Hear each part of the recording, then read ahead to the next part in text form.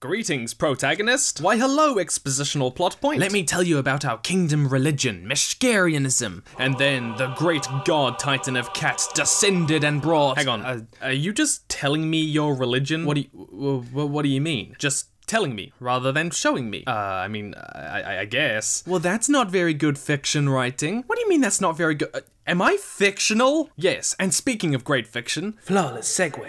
Hi, I'm Tim, and I'll be your world builder for today. If only there was a way for you to read great books that teach us about world building religions. Oh wait, there is, with today's wonderful sponsor, Audible, where you can listen to books. Use my link at audible.com/HelloFutureMe or text HelloFutureMe to 500 to get a free book and a 30-day free trial. But stick around to the end and I'll tell you which book I recommend for world-building religions. It is a staple of the fantasy genre to feature really interesting and unique religions. Your sad devotion to that ancient religion. I find your lack of faith disturbing.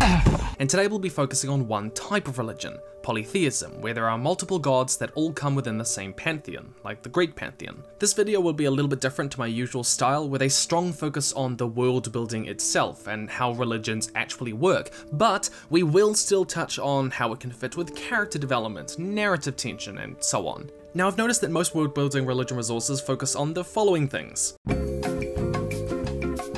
which are great questions to ask, but most authors have already thought about them. They're not particularly complex. We're going to get into the nitty-gritty, so instead, we'll be splitting this incredibly complex topic into 9, yes, a whopping 9 points. Religious beliefs themselves, the variation of religious beliefs, how polytheistic religions spread, religion and culture, religion and politics, religion and the economy, narrative tension and mythopoeia, religious tropes and models, and character development, and religion and magic systems. Whew, okay.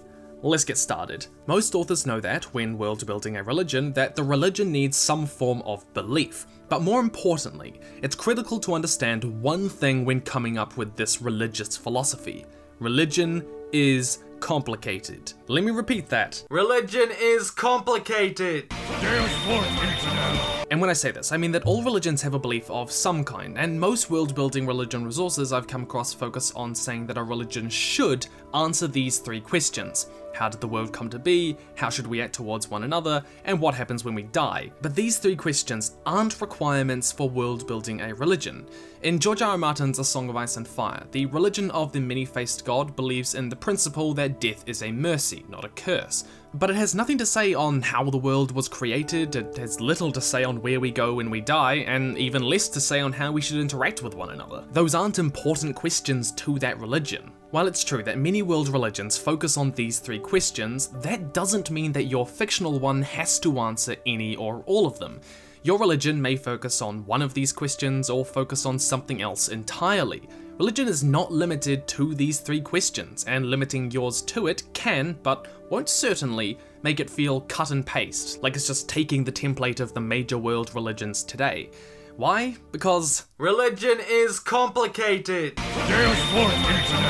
Maybe your religion's just like, hey, murder isn't wrong, but we should definitely build everything out of beef jerky. But let's talk about variation in religious belief, because on another level, where your religion does have beliefs on these 3 questions, it doesn't mean that all of its adherents agree on what those beliefs are, and this can play a critical role in your world building. These disagreements can arise because of interpretation of religious texts, accepting or denying certain prophets, or one group emphasizing certain values within the religion while another group emphasizes other values, even if the gods themselves came down and explained about what they meant. And this is only compounded when it comes to polytheistic pantheons, because it's common for the gods to represent different principles, values, or ideas, meaning that followers naturally divide themselves into different groups that align with certain gods and certain values.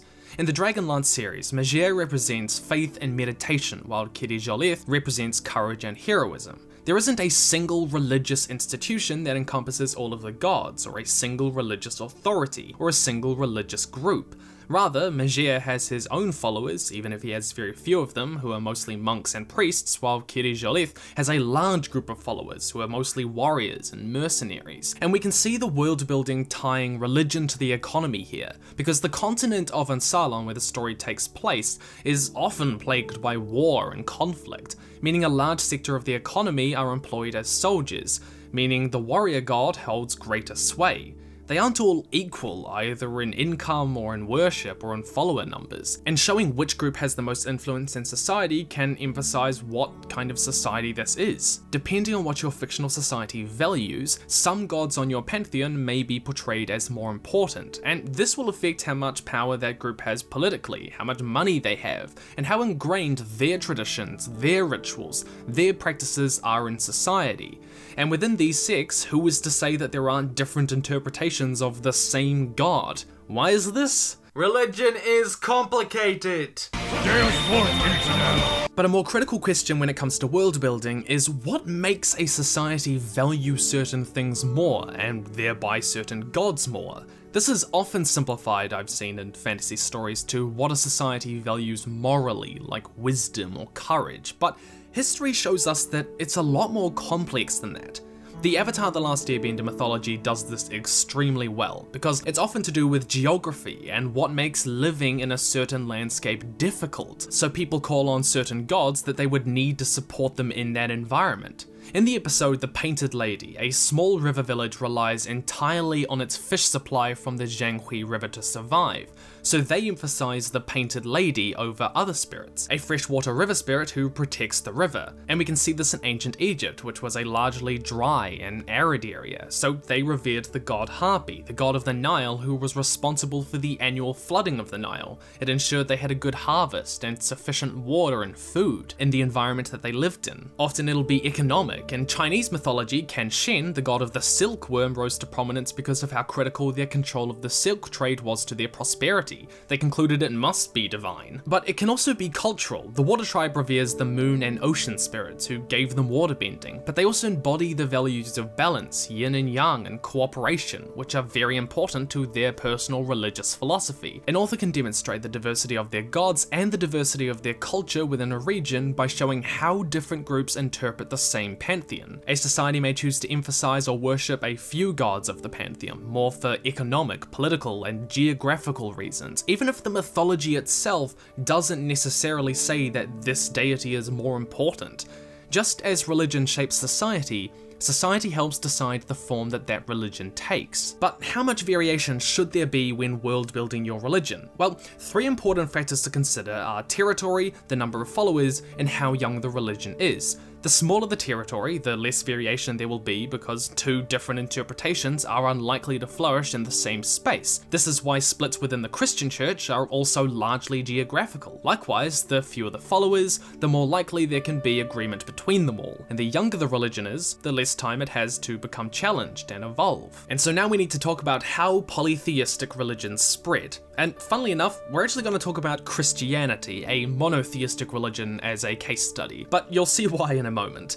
So Christianity spread like wildfire across Europe in the 3rd to 9th centuries, absorbing early religion after religion, Celtic, Germanic, and in later centuries it would go on to absorb Slavic ones. And part of the reason that it was able to do this was patron saints. There's a patron saint for the people who work with explosives, patron saint for single people, and even a patron saint for hangovers, for all you people who are sad that you're still calling on the patron saint of single people. So how did Christianity do it? Well, they sort of did this thing where instead of telling people that their gods didn't exist and they had to convert, they sort of went, yeah, no, your gods are still out there, don't worry, they're just not quite gods.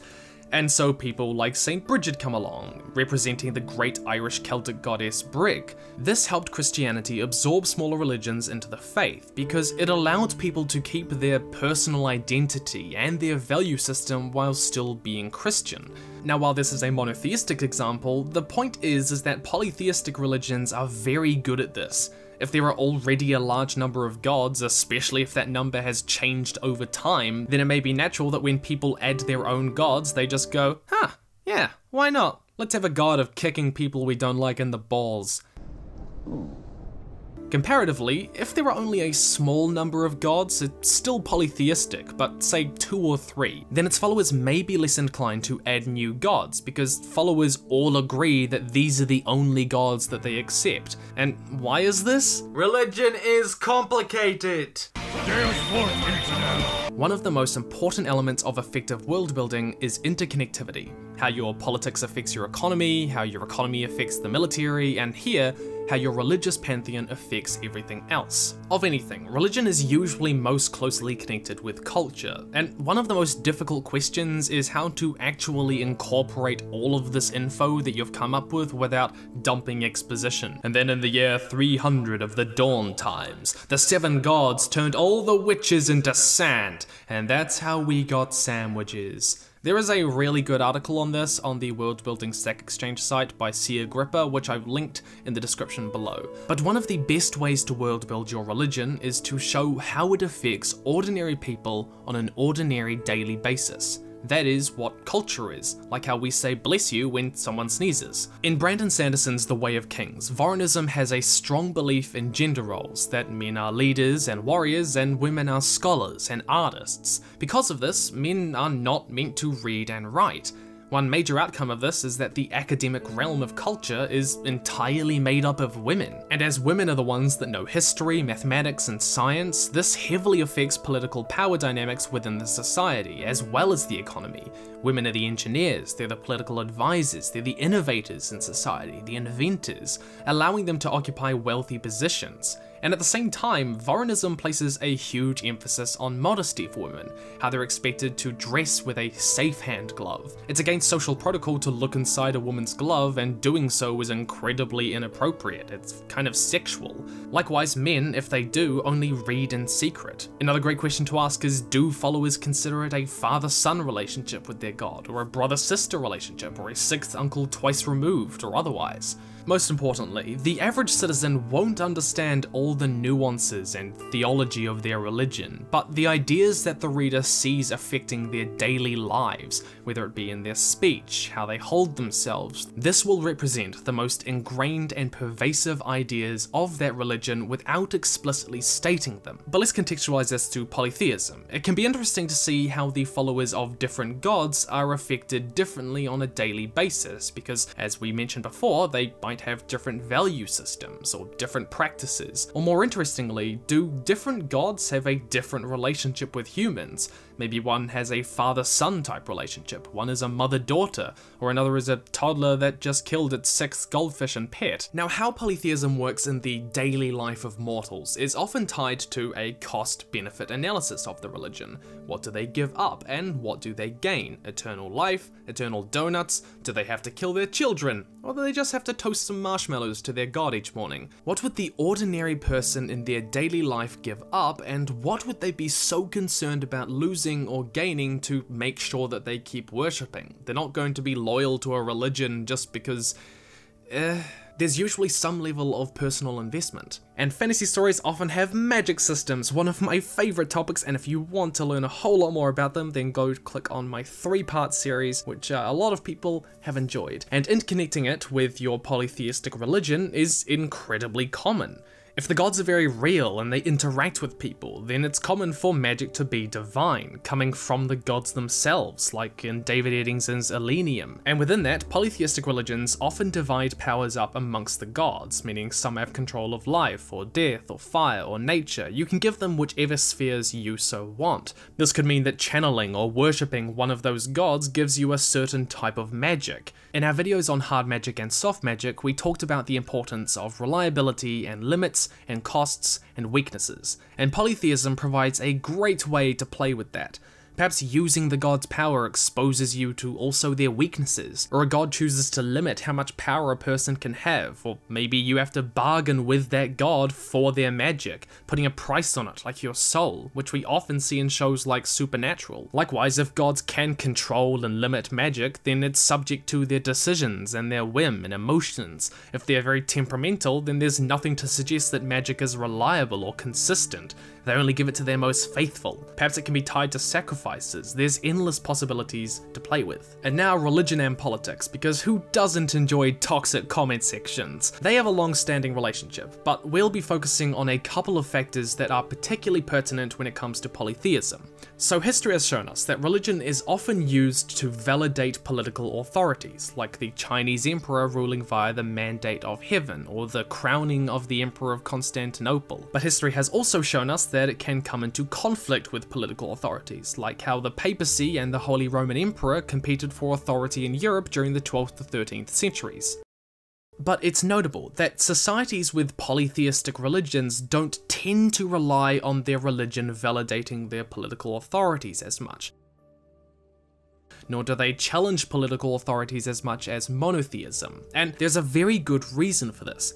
Polytheism tends to create decentralized religious power. This is because, as we've discussed, they tend to divide into smaller factions, as groups of people emphasize one or a small selection of the group of gods in the pantheon. Political authorities, on the other hand, whether it's a king or an emperor, have their power spread across all of their land. They have widespread military support, a huge variety in their sources of income, and they're one single cohesive institution, generally speaking, across all of their land. In contrast, in polytheism, no single faction is likely to have the support, the money, or the widespread geographical institutionalism needed to challenge and rival the political powers in the land. This is the way that monotheistic religions usually can. This is because they have centralized powers, just one institution that isn't split into a whole lot of different factions. So in what way do they exert power over the political authorities? Well, it tends to be the factions within these pantheons that exert their influence over smaller areas or cities within the larger region. For example, both Athens and Sparta recognized the whole of the Greek pantheon, but Athens took up Athena and emphasized wisdom, while Sparta placed importance on Apollo and Artemis and emphasized the hunt, poetry, and archery, because hotspots of these different gods and factions tend to evolve. Another effective way to world build is to interconnect your religion with the economy. In A Song of Ice and Fire, the Faith of the Seven plays the role of the social safety net in the economy. This role, and how they carry it out, we can see through Brienne's experiences at the Sept when we meet the Wandering Septon, the actions of the High Sparrow, and others. It shows the reader that the faith values humility, caring for the poor, opposes extravagance, and has a strong belief in justice, both retributive and restorative. To take this principle and apply it to polytheistic pantheons, as we discussed, pantheons tend to split their followers into factions that emphasize certain values or gods, and one way to world build all of the different gods into your society is to show how they play different roles in the economy. Perhaps one faction follows the warrior god and helps run the local militia to protect the town, or the faction of the god of commerce uses its money to make loans to those who need it. To continue with the Faith of the Seven example, which is technically monotheistic, we see the 7 different aspects of their god playing different roles in society. We have the warrior's sons defending the faith and its followers, and we have the silent sisters, who usually follow the mother, caring for the dead, the sick, and dying. Giving your polytheistic factions different roles in society and the economy helps lay out the different values and beliefs surrounding each god. But let's talk about world building, narrative tension, and polytheistic mythopoeia. I know, big words, just hang on for a second. Mythopoeia is where gods derive their power from the worship, prayer, or attention of their followers, so they can become stronger or weaker depending on that. If you can imagine Zeus buckling over, getting fat and exhausted because people haven't been killing enough sheep for him, then yeah, that's how it works. The epitome of this is in Neil Gaiman's famous work American Gods, where the old gods like Odin and Loki are dying because the new gods are rising, like that of the internet and cars, because people don't believe in the old ones anymore and they're believing in these new ones. On a side note, this is less common but not impossible with monotheism, but they tend to stay away from it because of the theme of the omniscient, omnipotent, or omnipresent godlike figure who holds up the universe. If they're being undermined as a being, then, well, what's going to happen to the universe? That tends to be the question that they ask. And this concept is a really interesting and common source of conflict in narratives that focus on polytheism. In Terry Pratchett's fantastic book, Small Gods, gods try to get their followers to undermine other gods, even within the same pantheon, to help sustain them and boost their power. If people fear that their god is dying, then how will they get more followers, more sacrifices, more worship? Will they take them by force? Will they sacrifice humans to make up for it? An author has to consider how this affects the interactions between different factions that emphasize different gods within the pantheon, or alternatively, how it affects the relationship with other pantheons, different types of religions,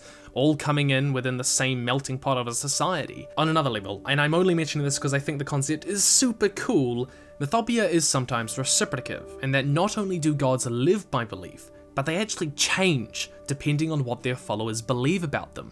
And this can play with some really interesting ideas because societies change, society values evolve, people change. An author can take this in any number of fascinating ways. In Rick Riordan's Heroes of Olympus series, two different groups with competing ideals about what their gods should be like come into conflict, and this rendered the gods essentially mad, unable to intervene, and what happens when the gods can't intervene. And finally, it can be interesting to mix religious models, religious structures that we find in our world when designing our fictional religion. World building naturally draws on things that we see in our world and understand to give our fictional worlds this sense of realism, a sense of grounding, so that the reader does believe that it can happen.